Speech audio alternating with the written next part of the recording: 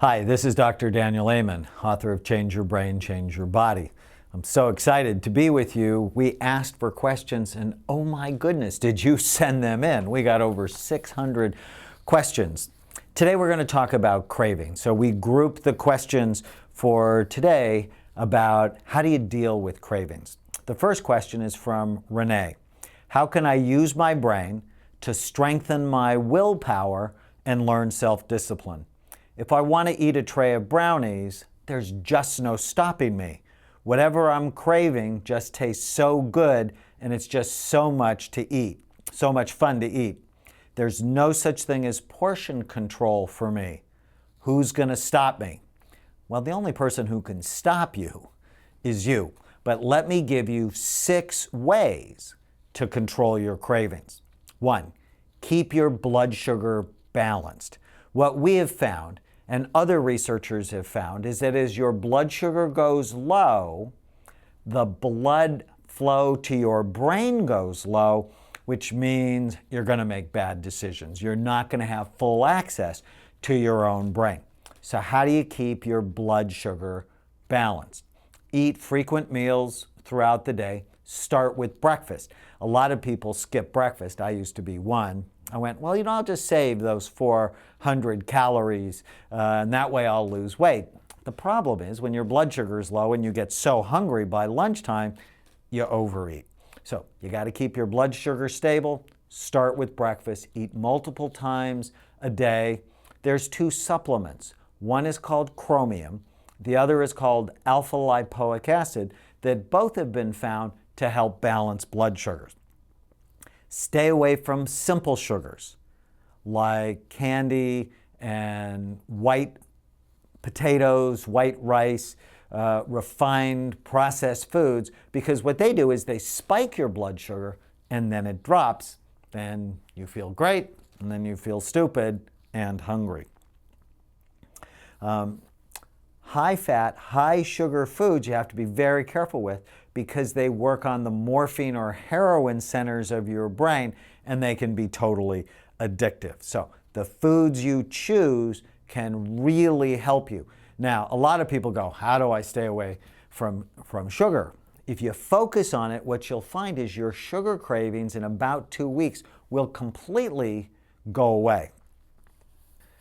The second way to decrease your cravings, and this is almost going to sound counterintuitive, you have to get rid of the artificial sweeteners in your diet.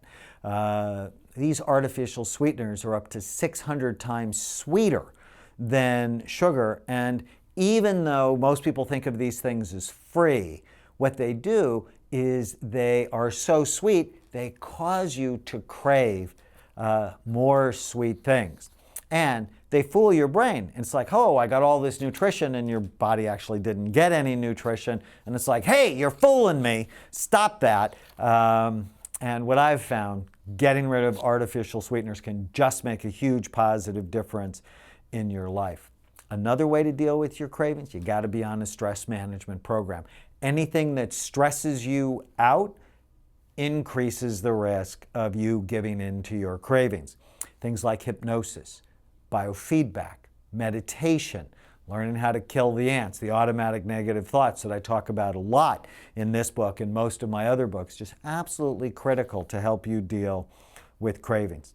4, you have to outsmart those sneaky food triggers that follow you everywhere you go. And for me, this is one of my problems. If I go to the movies, I think about popcorn and licorice. If I go to my mom's house, it's like, oh, there's great pizza, I've got to have it. Know those triggers and do what you can ahead of time to plan for them. So for example, before I go over my mom's house on holidays, I eat a little bit of something just to keep and make sure my blood sugar is stable. What I used to do was I go, oh, well, I'm not going to eat anything all day, so then I can just save up the calories for my mom's house and end up totally overeating. It's very important in looking at cravings to deal with the hidden food allergies that people have. Some people are allergic to milk, others to wheat, others to eggs. If you eat something that you're allergic to, there's a brain imaging study now with wheat gluten. What they found is it caused overall decreased blood flow, and what you already heard me say, low blood flow, low brain function, more bad decisions. There are a number of other supplements that can help you deal with cravings. One of my favorites is one called N-acetylcysteine, which has been shown to help compulsive behaviors, actually compulsions with alcohol and gambling and cocaine. Brand new study, it actually helped with compulsive hair pulling. So I use N-acetylcysteine a lot in my clinical practice to help people with compulsions. According to researchers from the Harvard School of Public Health, having low levels of omega-3 fatty acids is the 8th leading preventable cause of death. And in one study, they found taking fish oil actually helped to decrease cravings. Another critical supplement is vitamin D. When your vitamin D levels are low, the hormone in your body called leptin that tells your brain you should be full doesn't work. So I recommend all of my patients get their vitamin D levels checked and optimized. And the optimal level is somewhere between 50 and 100 nanograms per milliliter a day. So get your vitamin D level checked. Almost all of the patients that I test have low levels. The next question is from Pam. How can I turn off strong cravings for food? I feel driven to eat. Until I eat, my mind runs through a list of foods until I can decide on something that will satisfy the craving.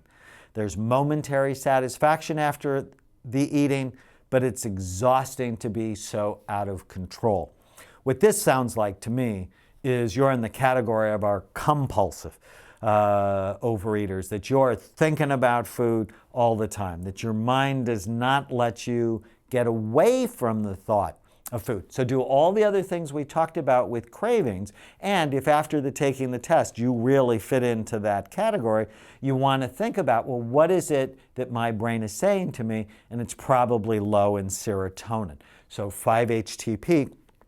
And what I'm very excited about is a very old spice has new scientific evidence that it helps mood and may in fact help with the compulsive overeating, and that is the spice saffron. And so in our serotonin mood formula, we have 5-HTP and saffron, and that could be helpful for you. The next question comes from Susan. I have a craving for salt. I've turned to sea salt. I also crave lemons, and of course, I put salt on them. I weigh 220 pounds, have heart disease, and many other health issues. Weight has been a struggle most of my 60-plus years. I will lose some and then gain it back. Is there something deficient in my body that makes me crave salty, crunchy things, which is keeping on the pounds?